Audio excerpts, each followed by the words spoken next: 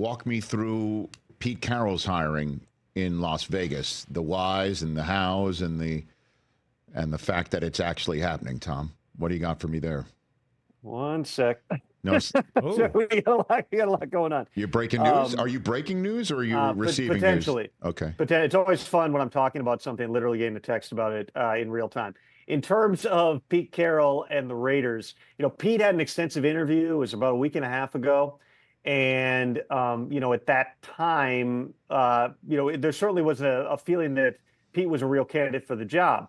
But the Raiders took another swing at Ben Johnson. And when the Lions got eliminated on Saturday night, that really accelerated the time frame on Ben, because that meant that he was eligible to do a second interview as soon as Monday, as opposed to if the Lions had won, it would have been this coming Monday that he would not have been able to do a second interview. And quite honestly, Rich, behind the scenes, this would have ramped up on sort of an off-the-books basis anyway. We would have had a pretty good idea where Ben Johnson was going. But that suddenly brought it to a pressure point.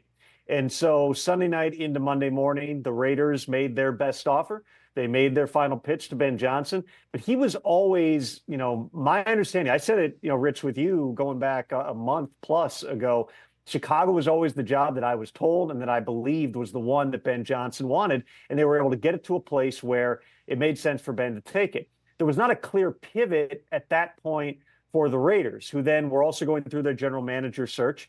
John Spytek, who signed his deal late last night after a little bit of consternation among Raiders fans about Liam Cohen just, made a last-minute escape to Tampa. Is Spytek going to back out and go with his Tampa buddy? That wasn't happening. They worked through some language stuff. That got signed last night. Spytek was always the favorite for that job. Once he was able to get into then the conversations, what took place was they were able to ramp up very quickly, go back through the same candidates. The understanding was they were not going to interview new candidates. They were not going to bring new people into the mix.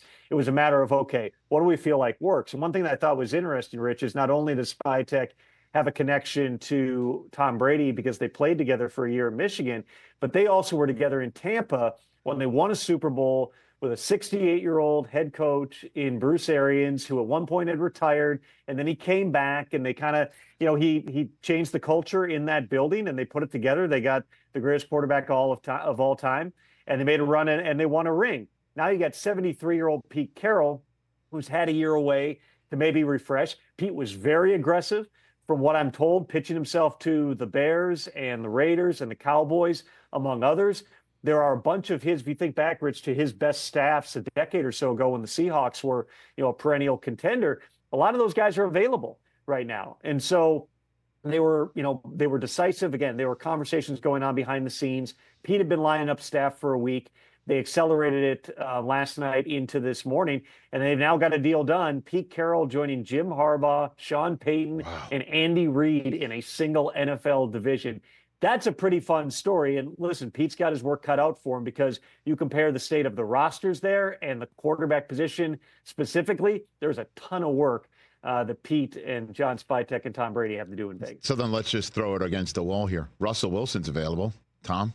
I mean, like, and I think that's a real consideration here, because I think that on the outside looking in, everybody said, where's Russ going to go besides Pittsburgh? In other words, who's going to pay him, because there's really no market for his services? Well, now you got a coach in Pete Carroll who's been with him. We know how Mike Tomlin has felt about Russell Wilson.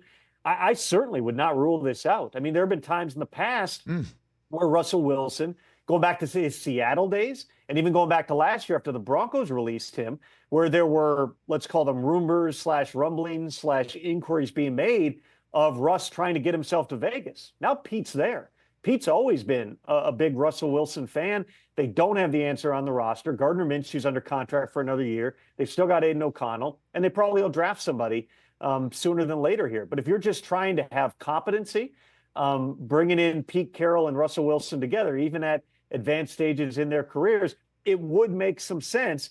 We just got to see, though. We're still pretty early in this entire process, and I still would not rule out him going back to Pittsburgh either. Catch the Rich Eisen Show every single day on the Roku channel, 12 to 3 Eastern, for free.